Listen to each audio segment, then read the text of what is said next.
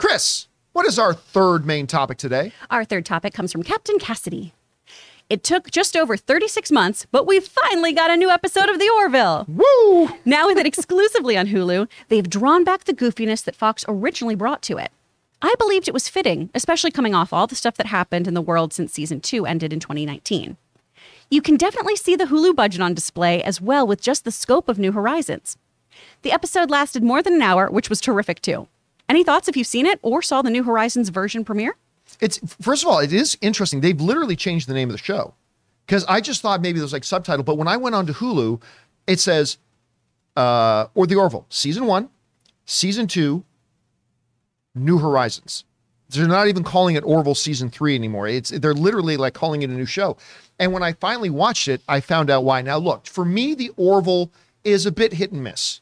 Has been a bit hit and miss over its first 2 seasons. Like some of the episodes they do are just great, and they're funny, and they give a great. I mean, look, the show. He admits it. It's a blatant ripoff of Star Trek: The Next Generation. It was originally conceived of as a spoof of Star Trek, which kind of evolved into from spoof to straight up ripoff of Star Trek, but a ripoff that was delivering some pretty good episodes and some that weren't so good. A tribute. A tribute. A loving tribute. Call it that. Okay. We'll call it a tribute.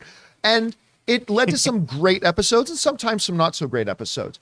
But it was worth watching. You know what I mean? And like the character of Bortus and things, like they just had some good character. Obviously, their Worf character. Right. They had their Data character with Isaac and all that kind of stuff.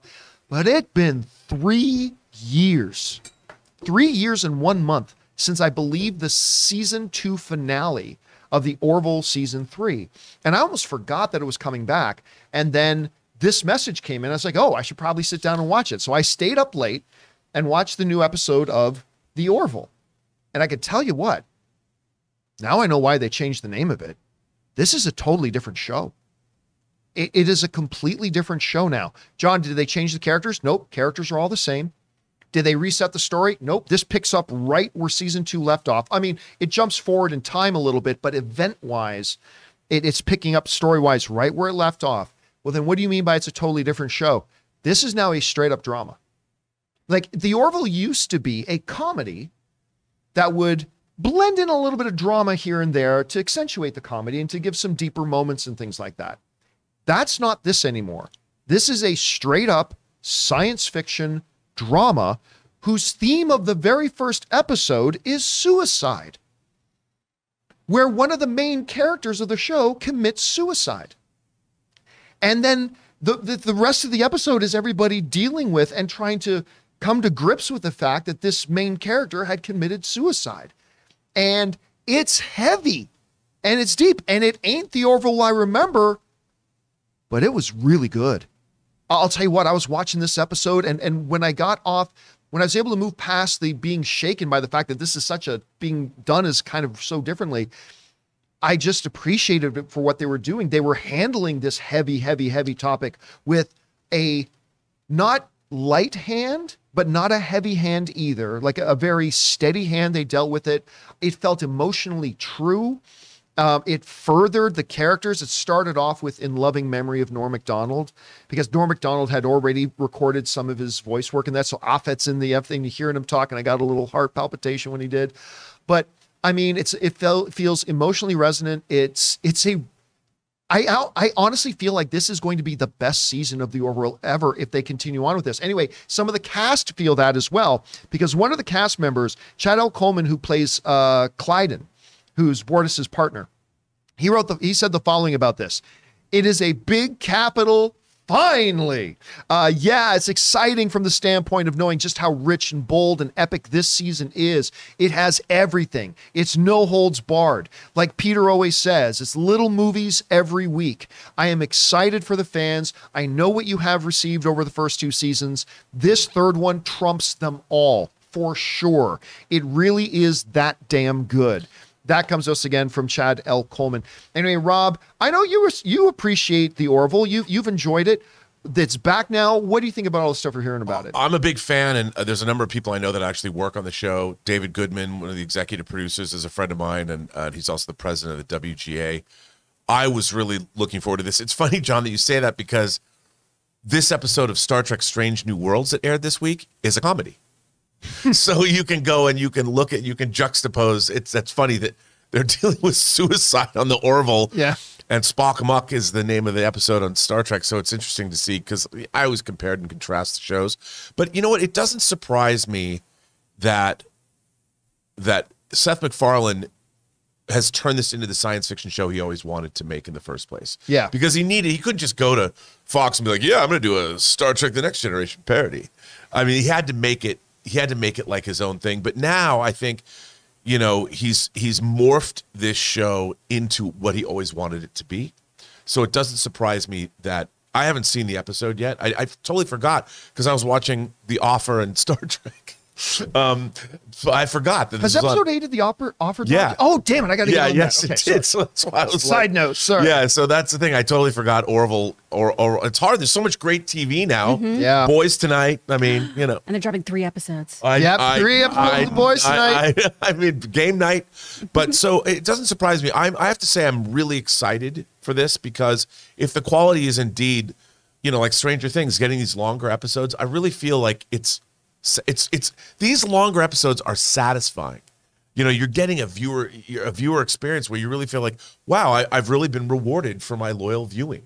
And they've been making this, they had to make it through COVID, but they spent a long time on this season of The Orville. And by the way, a lot of money too, because you watching this episode for 1 minute, you can tell Hulu upped the budget on this show. Yeah, it looks like legitimate, like sci-fi, almost cinematic in a way in some moments. Yeah, I mean, and that's really exciting. And you know what? At the end of the day, we are the ones that win.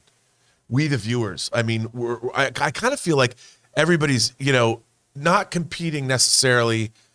If they're competing with quality, we're all going to win.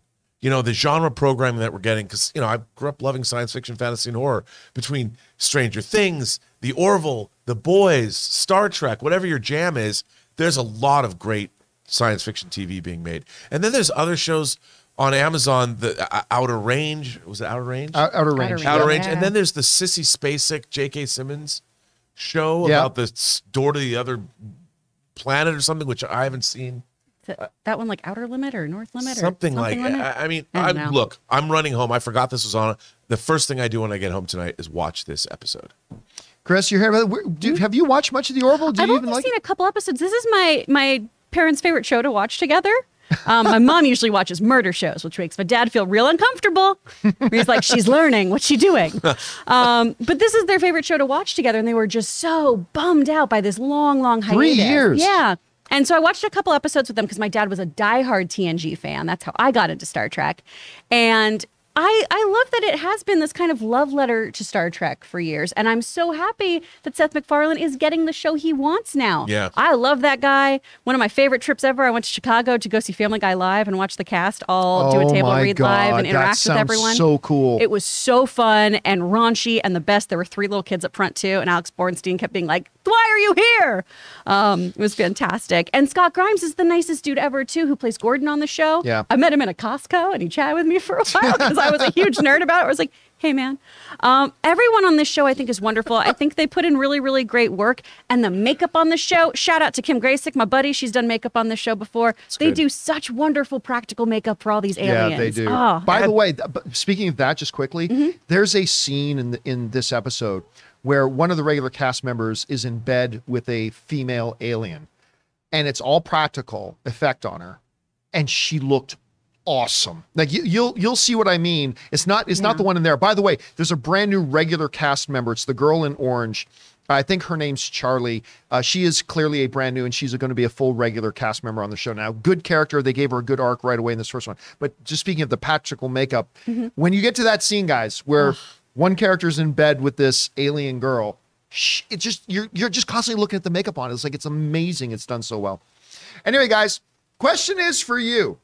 Have you had a chance to watch the new episode of The Orville? Or do you watch The Orville at all? If so, what did you think about it? Was the change jarring for you? I actually really appreciate where they seem to be going with this. I am more interested right now in Orville than I've ever been because of this episode. Whatever you guys think, jump down into the comment section below and let us know your thoughts. We want to take a second to thank the sponsors of this video, Me Undies. Guys, when you've got a job like mine where you're sitting down talking about movies or sitting down and watching a lot of movies, you learn to appreciate a really good pair of underwear. And this summer, guys, why suffer through junk swamp with that 20 pairs in a plastic bag junk that we normally buy for ourselves when you could be enjoying this summer wearing the most breathable, softest, most comfortable underwear out there, Me Undies. I've been wearing Me Undies for a little while now, and I'm telling you, I am never going back. Because let's face it, guys, summer is sweaty, but your butt doesn't have to be. With Me Undies light and breathable micro model fabric, you can stay comfy and cool all summer long.